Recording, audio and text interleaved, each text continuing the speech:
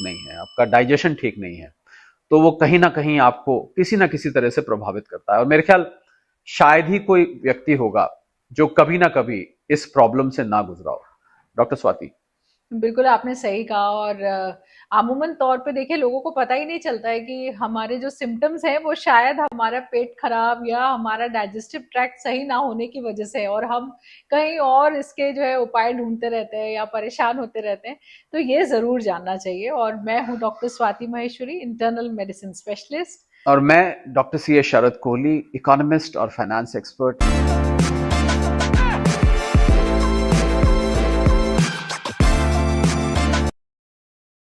आज हम डॉक्टर स्वाति से जानेंगे पेट के वो राज, पाचन शक्ति के वो राज, लीकी गट जिसको कहते हैं, जो कि आपके पाचन शक्ति को, आपके डाइजेशन को पूरी तरह से बिगाड़ सकते हैं, सुधार सकते हैं और आपको स्वस्थ या बीमार कर सकते हैं। आप देख रहे हैं सेहत भी पैसा भी, जहां पर बात होती है आपकी सेहत की, बात होती है आपके पैसे की, आपको तंदुरुस्त रखने का आज ये प्रयास है।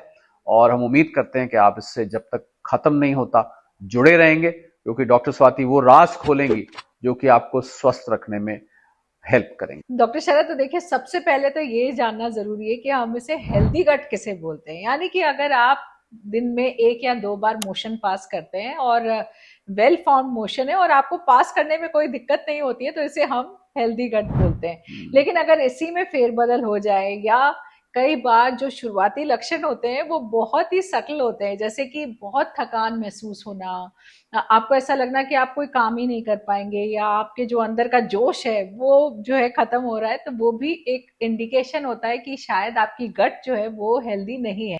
वहीं ये भी देखा गया है कि जिनको स्किन की बहुत प्रॉब्लम्स होती हैं, जैसे एक्ने हो रहा है, बार बार ब्रेकआउट्स हो रहे हैं, या एक्जिमा है या सोरियासिस है, तो इसकी भी जो जड़ है वो पेट में कई बार होती है। यानी कि अगर आपका डाइजेस्टिव ट्रैक्ट अच्छा नहीं है तो आपको स्किन में कई सारी तकलीफें आएंगी। वो वहीं ये भी देखा गया है कि अगर बहुत ज्यादा शुगर क्रेविंग हो रही है, अगर आपको थोड़ी थोड़ी देर में मन कर रहा है कि ऐसी चीज खाएं जिसमें मीठा हो, तो ये भी एक इंडिकेशन है कि शायद आपके पेट में गड़बड़ी चल रही है।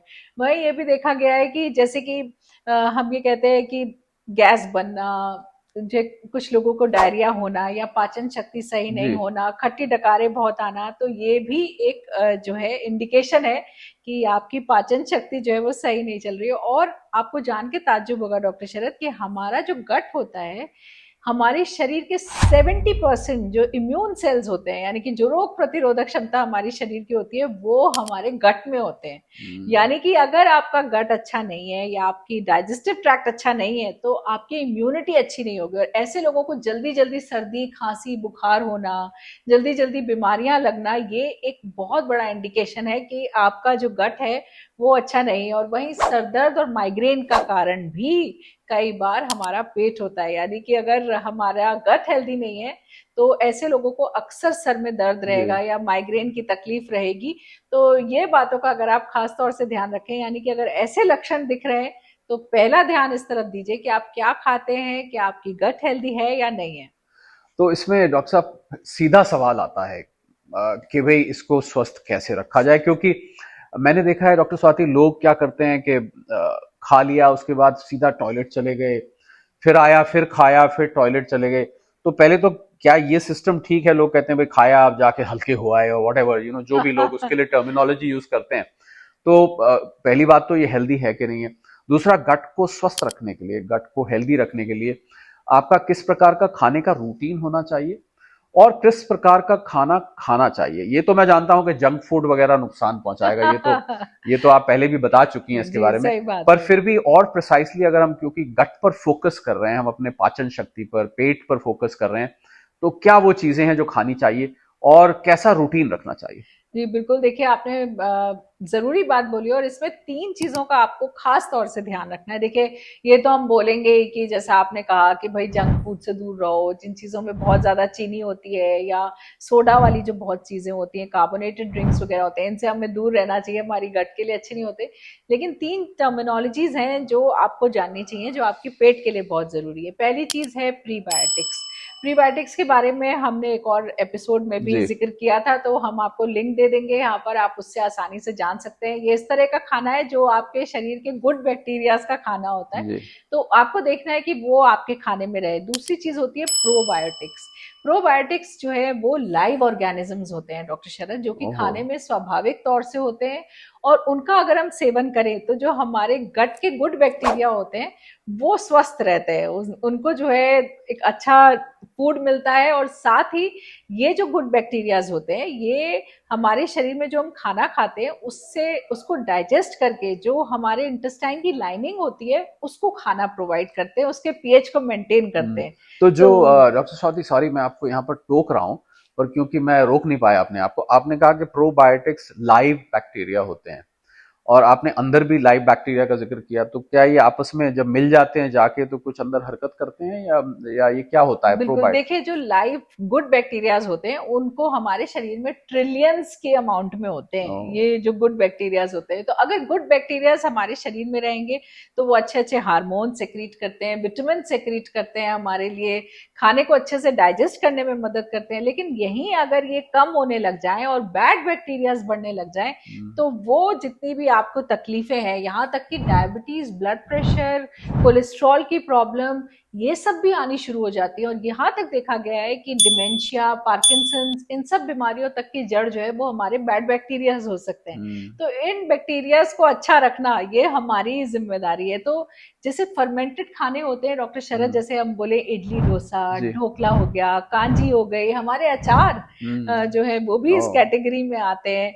और वहीं जैसे किमची है, टेम्पे है, इस तरह की जो चीजें हैं, मीजो सूप वगैरह है जो कि फर्मेंटेड होते हैं, इनमें ये प्रोबायोटिक्स होते हैं, ये ओह। हमारे लिए गट के लिए बहुत अच्छे होते हैं। तो थोड़ा थोड़ा इन चीजों का सेवन जो है वो हमें करना चाहिए।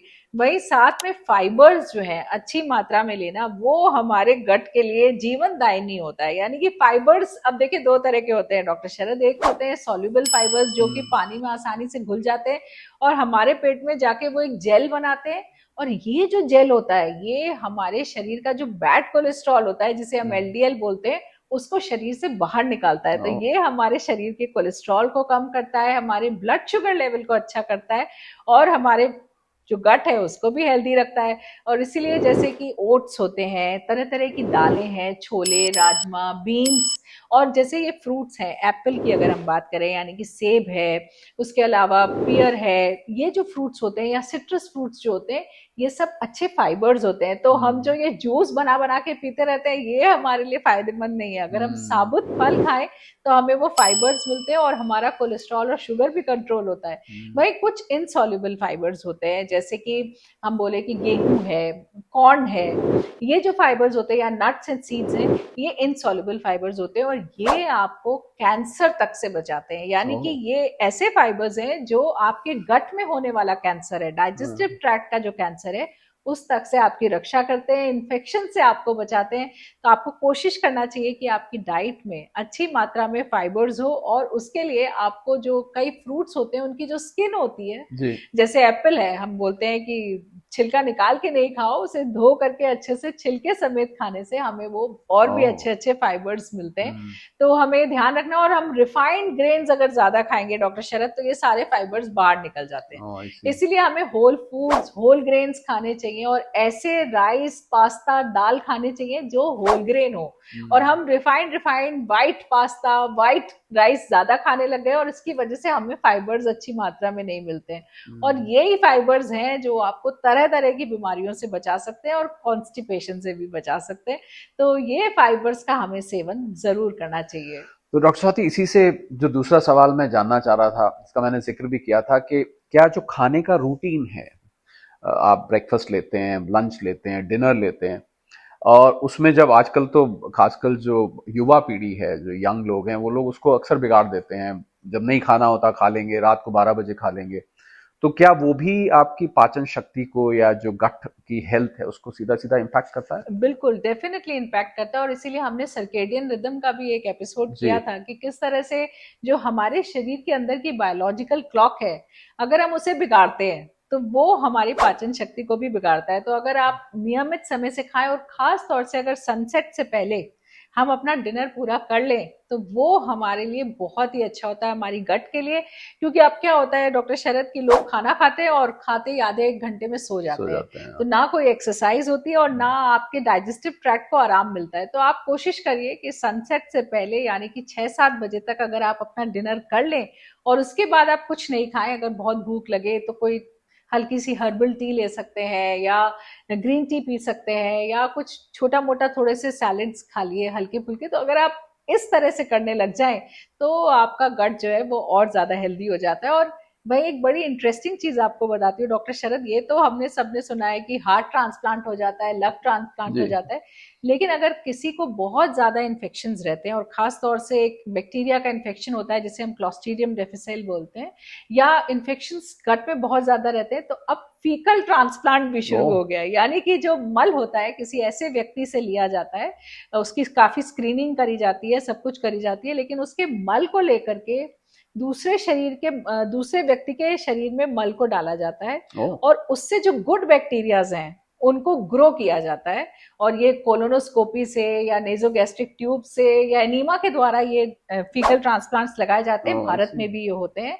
और इसके द्वारा गुड बैक्टीरिया को दोबारा से हमारे गट में जो है रिहैबिलिटेट किया जाता है ताकि आप उस बीमारी से बच सके। और ऐसे ही एक ट्रांसक्रेनियल स्टिमुलेशन भी होता है, यानी कि आपके सर में एक छोटा सा कॉइल लगा देते हैं, वो आपके गट को स्टिमुलेट करता है ब्रेन के द्वारा कि गुड बैक्टीरियाज को बॉडी में रिटेन करो, उनको ग्रो करो। तो ये बताने का मेरा मकसद सिर्फ ये डॉक्टर शरद कि ये इतनी इंपॉर्टेंट चीज है, यानी कि गुड बैक्टीरिया शरीर में होना इतना इंपॉर्टेंट है कि देखिए आप फीकल ट्रांसप्लांट तक होने लग गया, यानी कि आप दूसरे का मल अपने शरीर के अंदर ट्रांसप्लांट करवा रहे हैं सिर्फ इसलिए कि गुड बैक्टीरियाज हमारे शरीर में हो। तो इन गुड बैक्टीरियाज की सेहत अच्छी रखनी आपके ही हाथ में, और अगर आप उनकी सेहत अच्छी रखेंगे तो आपकी सेहत भी नो डाउट अच्छी होगी।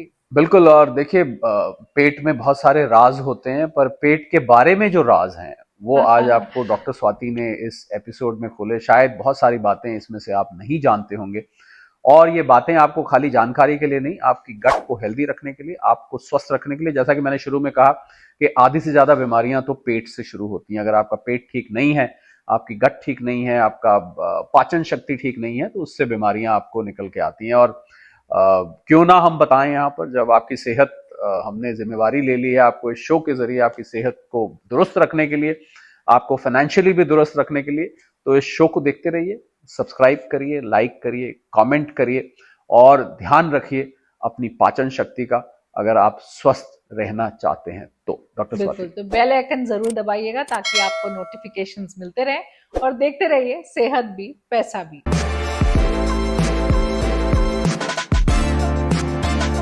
डॉक्टर शरद, और आपको याद है हम लोगों ने डिटॉक्स पे शो किया था, जी हाइड्रोकोलोन पे शो जी किया, थेरेपी पे शो किया जी था।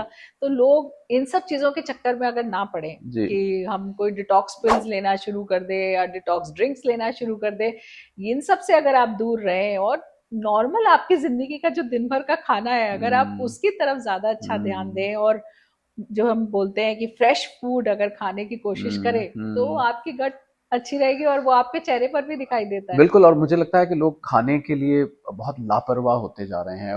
जो भी जब सामने आया खा लिया, बस पेट भरना है, भूख लगी है, कुछ भी खा लो। बिल्कुल मुझे लगता है ये बहुत खतरनाक चीज है, और आगे आगे आपको ये बहुत सारी कॉम्प्लिकेशंस क्रिएट कर सकती है।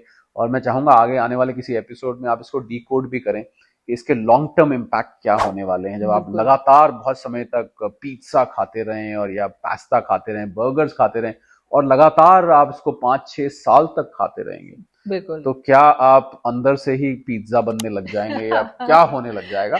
इसको हम जरूर किसी न किसी एपिसोड में, doctor Swati, I am sure you like to definitely decode this. Definitely.